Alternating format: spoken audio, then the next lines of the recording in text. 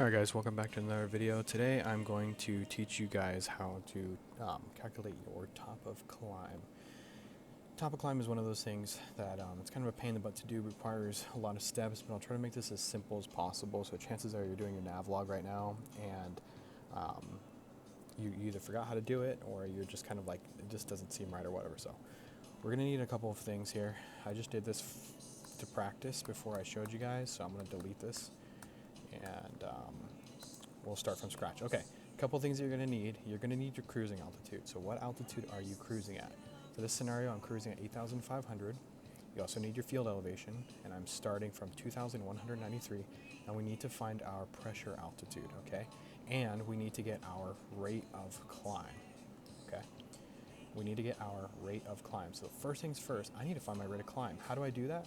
Go to your POH, go to section 5, okay, part 17, and this is what you need. Maximum rate of climb at 2,500 pounds, and we need to find our pressure altitude first, okay? So go ahead and get your pressure altitude, and I'll run through this real quick for me.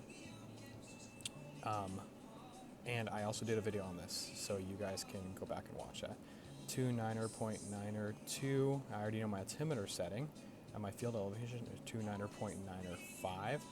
I already did the math on this. If I times this by 1,000, I get a number which is minus 30. I'm going to subtract that from my field elevation, or correction, the altitude that I'm cruising at, which is 8,500. But look, minus 30 minus 8,500, that's like nothing. You know, it's still going to be, I might as well just keep it at 8,500 at that point. So we'll just say that my number is 8,500, my PA.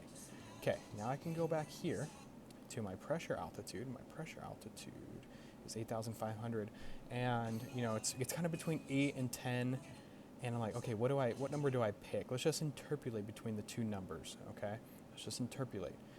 If you take 345 and 240 and add those together and divide it by 2, I know that you get a climb out rate, because I already did this, of 300.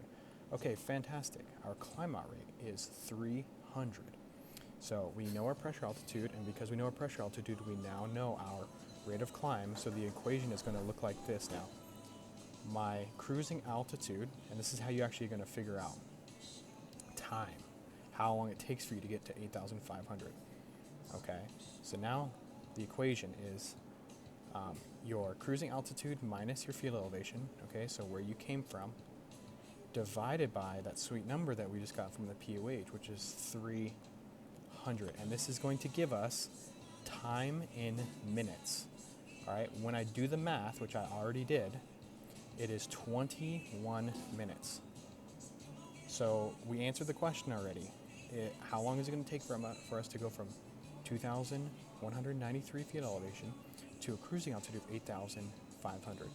21 minutes. But we're not done there, because on the sectional chart, we're going to mark it off where 21 minutes actually is in nautical miles. Now the question is how many, in 21 minutes, what is our distance traveled?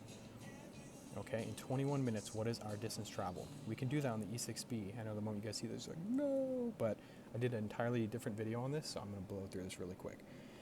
Okay, our climb speed, according to the POH, with that pressure altitude, is going to be 72 knots.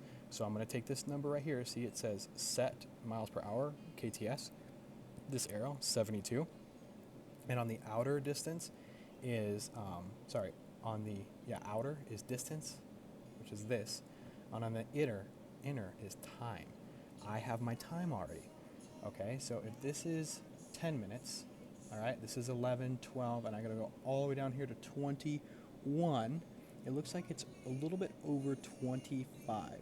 So we'll just say 25 minutes, okay? Here's 21, here's 25. So that means that it is going to take us 25 nautical miles, okay, to get to our top of climb. Now go to your sectional chart, measure out 25 nautical miles, and boom, that's your top of climb. That's 30 feet per minute, okay? That's a terrible rate of climb, honestly. I've seen worse, but 300, yikes. It's going to take us a long time, so you better make sure that you're not running into any obstacles before that distance runs out, okay? All right, that's how to find your top of climb.